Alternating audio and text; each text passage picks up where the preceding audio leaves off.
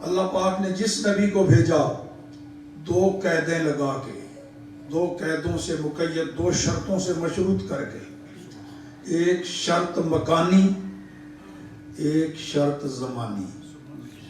مکانی شرط کہ فلاں علاقے کا نبی بنا کے تجھے بھیج رہا ہوں، ہر نبی کو بتا کے بھیجا، فلاں علاقہ، فلاں جگہ، فلاں شہر، فلاں بستی، فلاں قوم نبی بنا کے بھیج رہا ہوں، یہ مکانی شرط۔ اور زمانی شرط، یہ 50 سالوں کے لیے بھیج رہا ہوں، 100 سالوں کے لیے بھیج رہا ہوں۔ نوح علیہ السلام کو 950 سال، پھر تمہیں بلا لیں گے اور نبی بھیج دوں گا۔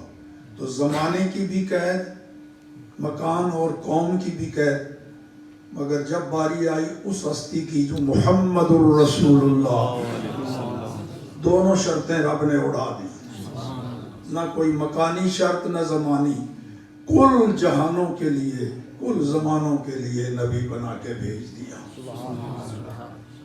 اسی طرح پہلے انبیاء جو آتے رہے، کوئی نبی ایسا نہیں